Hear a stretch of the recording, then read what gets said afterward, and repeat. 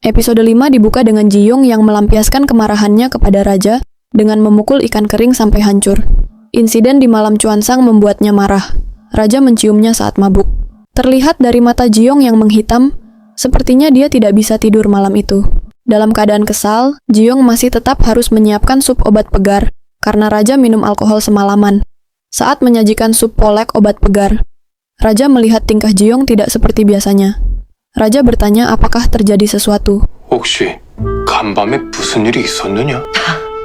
Dengan nada kesal Ji-young bertanya. 어젯밤 일 기억 안 나세요? Raja mengatakan, untuk apa dia bertanya jika tahu apa yang terjadi. Lalu Ji-young memperagakan apa yang dilakukan oleh Lee Hyun kepadanya. 잠시만. Dengan wajah kebingungan Lee Hyun menjawab apa itu. 뭐냐? Tidak berhasil membuat raja mengingat kejadian semalam. Ji-young berkata bahwa raja bukanlah type pria idamannya. Lee Hyun menjawab bahwa dia juga tidak menganggap Ji-young sebagai seorang wanita karena dia adalah kepala koki. Lalu Ji-young menegaskan kepada raja untuk memperhatikan apa yang dia lakukan saat minum alkohol di malam hari. Setelah Ji-young meninggalkan kamar raja, Lee Hyun memanggil kepala Kasim dan menanyakan apakah terjadi sesuatu kepada Ji-young semalam. Dengan suara berbisik, kepala Kasim mengatakan bahwa raja menempelkan bibirnya ke bibir Ji-young. 입맞춤을 하셨사옵니다. Lee Hyun terkejut mendengar perkataan kepala Kasim. Lee Hyun pun mulai mengingat momen dia mencium Ji-young. Mengingat ekspresi Ji-young yang marah sebelumnya, raja berpikir harus berbuat sesuatu untuk menenangkan amarah Ji-young. Lalu Lee Hyun menyadari bahwa dia adalah seorang raja, dan dia tidak perlu terlalu khawatir akan hal seperti itu. Ji-young hanyalah kokinya. Di tempat lain, selir Kang menyuruh dayangnya untuk menyampaikan pesan kepada kepala Kasim, bahwa dia ingin bertemu raja setelah rapat pagi hari ini. Di kediamannya, raja sedang membahas utusan kerajaan Ming yang meminta upeti kepada pemerintah Joseon bersama kepala sekretaris kerajaan. Kemudian, Song Jae bertanya tentang kebenaran malam Chuansang kepada raja. Raja berkata bahwa malam itu dia sedang mabuk saat sedang memberikan anugerahnya kepada Ji-young, bukan berterima kasih. Ji-young malah marah kepadanya.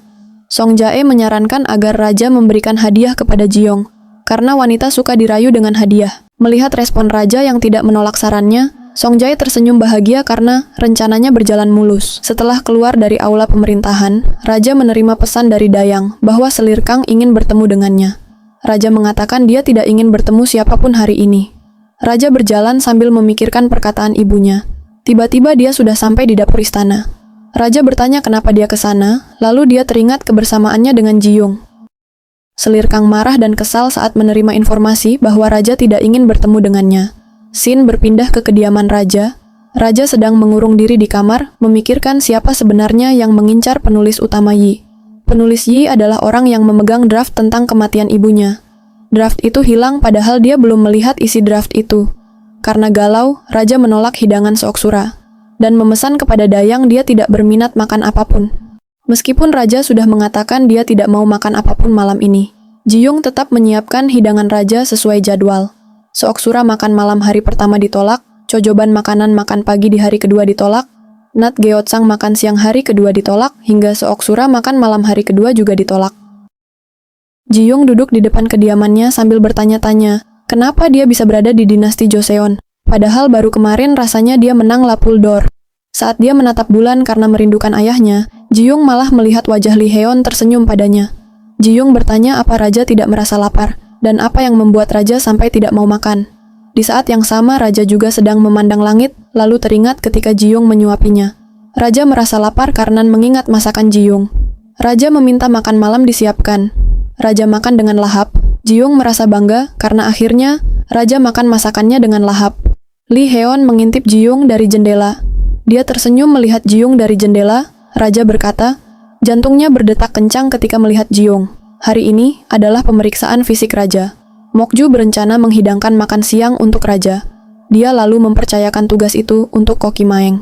Sedangkan, Ji-young tetap mempersiapkan makan siang raja seperti biasa. Mokju mengantarkan makan siang raja, dan Ji-young juga membawakan masakan yang sudah dia persiapkan. Mokju menjelaskan hidangan yang sudah dia persiapkan bernama baik majatang sup dingin yang cocok untuk mendinginkan organ karena teriknya matahari.